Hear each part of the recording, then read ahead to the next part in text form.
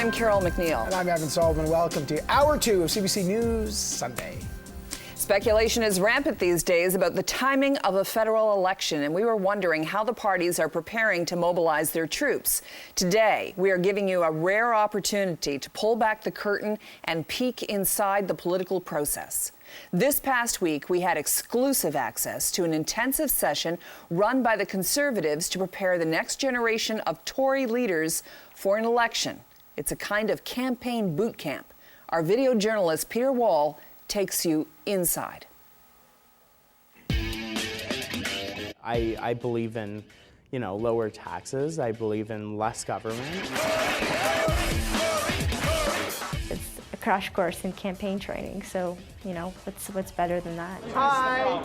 Do you want to join us? This is about rolling up your sleeves and actually participating directly into the political future of your country. This is a very tough one. What high school did Stephen Harper attend? Richview is right. It's 11:30 on Friday night. And while many students are out partying, these students are training. Does anyone know why voter ID is really, really important? We've come to this Toronto hotel to meet the next generation of Conservative political players. What do you say? What are some of the things you can say or do to get them talking to you? Would you be interested in joining the Conservative Party? We're not, the way that most of the public receives us to be, This is the weekend training program of the CLF. That's the Conservative Leadership Foundation. 60 students will spend 3 days learning the ins and outs of campaign politics. My name's Andrew. I'm running to be your next member of provincial parliament. Andrew Brander is a 21-year-old university student and dedicated Conservative. Well, it's certainly hard to be a young Tory. It's easy to go out and say you're a Liberal because, in my opinion, you don't really stand for much. I disagree with my opponent. I believe that Andrea Kanjan, now 19, joined the Conservative Party when she was 14. My parents were from Russia, and so they've seen the extremist left of the spectrum, and it's kind of not something I want to see ever happen. 1, 2, 3.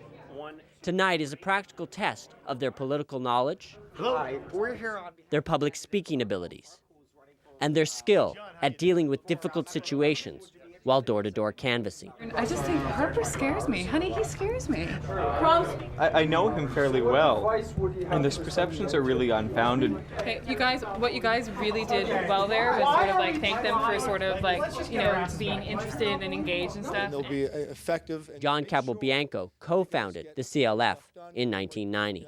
Well, our school teaches the grassroots campaign level techniques, and a lot of the young folks who come out of university, because of course university they teach you political science, but at the policy level, not at the grassroots political campaign level. Keep on trading in the free world. We can't get her. Don't worry about it. There once was a PM named Thatcher, who was cruelly called the Milk Snatcher. When the Falklands War, privatizations galore, as PM, no one could match her. After a little silliness, the students get down to business. Today's the day Andrew and Andrea learn insider political tactics. They're in workshops on topics like polling, fundraising, and strategy. As a little campaign management rule, if you get into arguments with the spouse of the candidate, etc., don't expect your message to get through. Okay. Many of these sessions were so confidential, our cameras weren't allowed in, including a session with Stephen Harper's communications director, Sandra Buckler. We were allowed in Andrea's seminar on event planning. If you don't provide the proper vehicle for that message to get out, the message will be lost.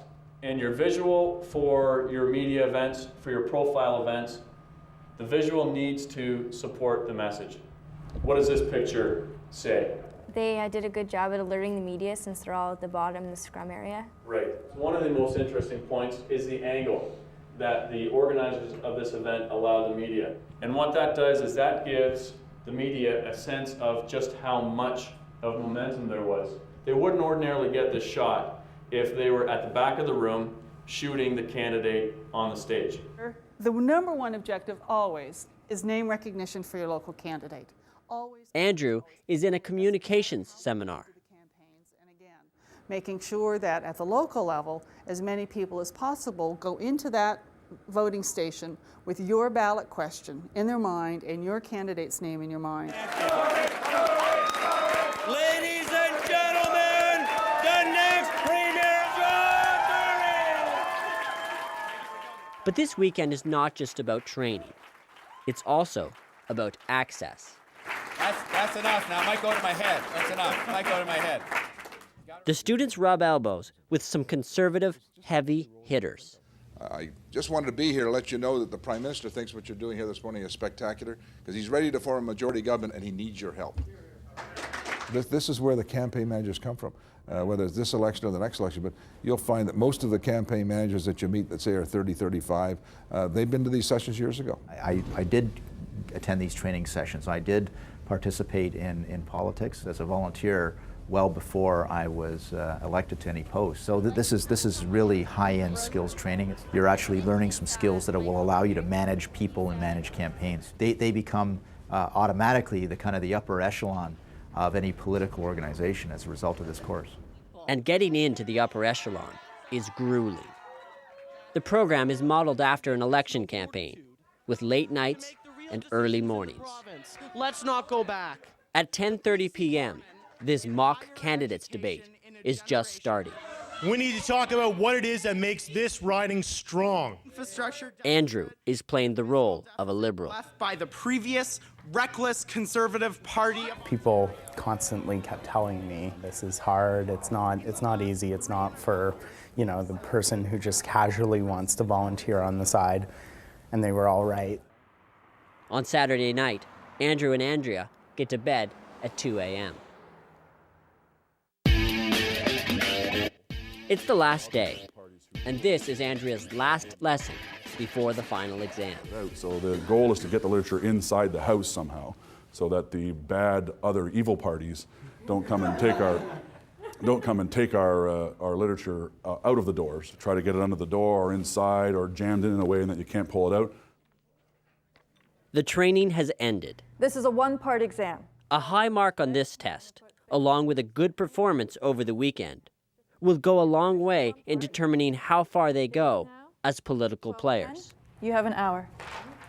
Being here will definitely help us win the next election. We can divide all our strengths up that we built in this room and go help out in ridings and help, Prime Minister Harper win the majority. I learned it's vital to make sure that you have a plan right from the beginning to make sure that the campaign stays on track and stays on message and is a success.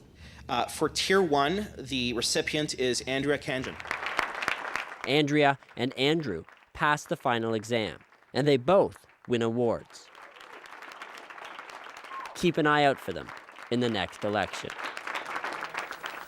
They always say elections are a combination of an air war and a ground war. You see the ground troops there getting prepared for what could be or might be a spring election. Well, we'll find out.